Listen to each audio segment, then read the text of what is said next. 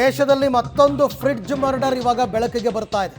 ಮಧ್ಯಪ್ರದೇಶದಲ್ಲಿ ಆಕೆಯನ್ನು ಕೊಂದು 8 ತಿಂಗಳು ಫ್ರಿಡ್ಜ್ನಲ್ಲಿ ಬಾಡಿಯನ್ನು ಇಟ್ಟಿದ್ದಂತೆ. ಮದುವೆ ಆಗುವಂತೆ ಒತ್ತಾಯಿಸಿದ್ದಕ್ಕೆ ಆಕೆಯನ್ನು ಕೊಂದು ಹಾಕ್ಬಿಟ್ಟಿದ್ದಾನೆ, ಪ್ರೇಯಸಿಯನ್ನು. ಮತ್ತೊಂದು ಪ್ರಕರಣ, ಮಧ್ಯಪ್ರದೇಶದಲ್ಲಿ ಪ್ರೇಯಸಿಯನ್ನು ಕೊಂದು 8 ತಿಂಗಳಾದಮೇಲೆ ಈ ಪ್ರಕರಣ ಬೆಳಕಿಗೆ ಬಂದಿದೆ. ಸಂಜಯ್ ಪಟಿದಾರ್ ಅಂತಕ್ಕಂಥ ವ್ಯಕ್ತಿ ಪಿಂಕಿ ಅನ್ನೋರ ಜೊತೆ ಅಕ್ರಮ ಸಂಬಂಧದಲ್ಲಿ ಈತ ಇದ್ದ. ಆದರೆ ಪಿಂಕಿ ನನ್ನನ್ನು ಮದುವೆ ಆಗು ಅಂತ ಪೀಡಿಸಿದ್ದಕ್ಕೆ ಆಕೆಯನ್ನು ಕೊಂದಿದ್ದಾನೆ. ಕೊಂದು ದೇಹವನ್ನು ಫ್ರಿಡ್ಜ್ನಲ್ಲಿ ತುಂಡು ಮಾಡಿ ಇಟ್ಟಿದ್ದಾನೆ. ಈಗ ಪ್ರಕರಣ ಬೆಳಕಿಗೆ ಬರ್ತಾ ಇದೆ. ಇಂಥ ಪ್ರಕರಣಗಳು ಇತ್ತೀಚೆಗೆ ತುಂಬ ಕಾಮನ್ ಆಗ್ತಾ ಇದೆ.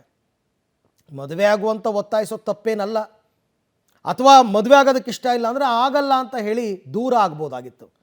ಆಕೆ ಜೀವವನ್ನೇ ತೆಗೆದುಬಿಟ್ಟಿದ್ದಾನೆ. ಮಧ್ಯಪ್ರದೇಶದಲ್ಲಿ ನಡೆದಿರ್ತಕ್ಕಂಥ ಘಟನೆ ಇದು.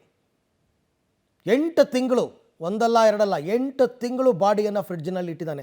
8 ತಿಂಗಳು ಇಟ್ಟರೂ ಕೂಡ ನನ್ನ ಪ್ರಕಾರ ಸ್ಮೆಲ್ ಬಂದ್ಬಿಡುತ್ತೆ ಫ್ರಿಡ್ಜಿಂದ. ಅದು ಹೆಂಗೆ ಕತ್ತರಿಸಿದ್ನೋ, ಅದು ಏನು ಮಾಡಿದ್ನೋ ಗೊತ್ತಿಲ್ಲ.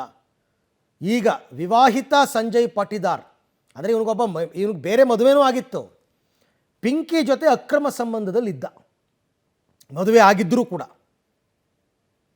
ಆ ಪಿಂಕಿ ನನ್ನನ್ನು ಮದುವೆ ಮಾಡ್ಕೊ ಅಂತ ಒತ್ತಾಯಿಸೋದಕ್ಕೆ ಆಕೆಯನ್ನು ಕೊಂದಿದ್ದಾನೆ ಸಂಜಯ್ ಪಾಟಿದಾರ್ ಅಂತಕ್ಕಂಥ ವ್ಯಕ್ತಿ.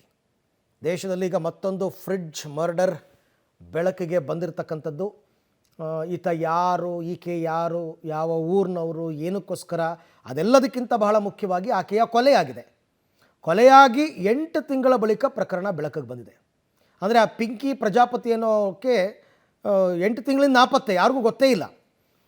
ಈ ಬಗ್ಗೆ ಮತ್ತಷ್ಟು ಮಾಹಿತಿ ನನ್ನ ಕೊಲೀಗ್ ಶಬೀರ್ ಅವರಿಂದ ಪಡ್ಕೊಳ್ಳೋಣ. ಶಬೀರ್, ಡೀಟೇಲ್ಸ್ ಏನಿದೆ ಈ ಮರ್ಡರ್ ವಿಚಾರಕ್ಕೆ ಸಂಬಂಧಪಟ್ಟಂತೆ?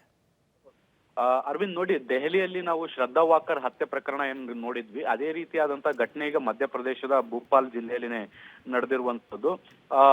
ವಿವಾಹಿತ ಪ್ರಿಯಕರ ಒಬ್ಬ, ಆತನ ಪ್ರೇಯಸಿ ಕಳೆದ 5 ವರ್ಷಗಳಿಂದ ಅವರು ಲಿವಿಂಗ್ ಟು ರಿಲೇಶನ್ಶಿಪ್ ಅಲ್ಲಿ ಇದ್ರು. ಮದುವೆ ಆಗುವಂತೆ ಪ್ರೇಯಸಿ ಒತ್ತಾಯ ಮಾಡ್ತಾ ಇದ್ಲು. ಆಕೆಯನ್ನ ಕಳೆದ 8 ತಿಂಗಳ ಹಿಂದೆ, ಅಂದ್ರೆ ಜೂನ್ ನಲ್ಲೇ ಹತ್ಯೆ ಮಾಡಿ ಫ್ರಿಡ್ಜ್ ನಲ್ಲಿ ಇಟ್ಟು ಅಲ್ಲಿಂದ ಮನೆ ಖಾಲಿ ಮಾಡುವಂತ ಕೆಲಸವನ್ನ ಸಂಜಯ್ ಅನ್ನುವಂತ ವ್ಯಕ್ತಿ ಮಾಡಿದ್ದ. ಈಗ ಘಟನೆ ಬೆಳಕಿಗೆ ಬಂದಿರುವಂತದ್ದು. ಫ್ರಿಡ್ಜ್ ನಿಂದ ಹೆಣದ ಕೊಳತ ವಾಸನೆ ಬಂದಂತ ಹಿನ್ನೆಲೆಯಲ್ಲಿ ನೆರೆಹೊರೆಯವರು ದೂರನ್ನ ದಾಖಲು ಮಾಡಿದ್ರು. ಈ ದೂರಿನ ಅನ್ವಯ ಪೊಲೀಸರು ಬಂದು ಪರಿಶೀಲನೆಯನ್ನ ಮಾಡಿದಂತ ಸಂದರ್ಭದಲ್ಲಿ ಫ್ರಿಡ್ಜ್ ನಲ್ಲಿ ಬಾಡಿ ಇರುವಂತದ್ದು ಕೂಡ ಗೊತ್ತಾಗ್ತಾ ಇದೆ. ಈಗ ಮನೆಯ ಮಾಲೀಕನನ್ನ ವಿಚಾರಣೆಗೆ ಒಳಪಡಿಸಿದ ಬಳಿಕ ಸಂಜಯ್ ವಿಳಾಸ ಅಥವಾ ಅವರ ಕಾಂಟ್ಯಾಕ್ಟ್ ಡೀಟೇಲ್ಸ್ ಸಿಕ್ಕಿದೆ. ಆ ವ್ಯಕ್ತಿಯನ್ನ ಕೂಡ ಈಗ ಬಂಧಿಸುವಂತ ಕೆಲಸವನ್ನ ಕೂಡ ಮಾಡಿರುವಂತದ್ದು. ಮದುವೆ ಆಗುವಂತ ಒತ್ತಾಯ ಮಾಡಿದಂತ ಹಿನ್ನೆಲೆಯಲ್ಲಿ ಹತ್ಯೆ ಮಾಡಿರೋದಾಗಿ ಆತ ತಪ್ಪೊಪ್ಪಿಗೆಯನ್ನ ಕೂಡ ಮಾಡ್ಕೊಂಡಿರುವಂತದ್ದು.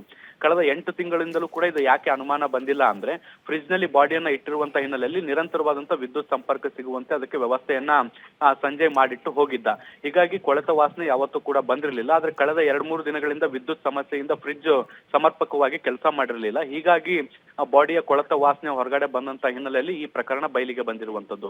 Right Shabbir, thank you. ತಮ್ಮೆಲ್ಲ ಮಾಹಿತಿಗೆ ಧನ್ಯವಾದ.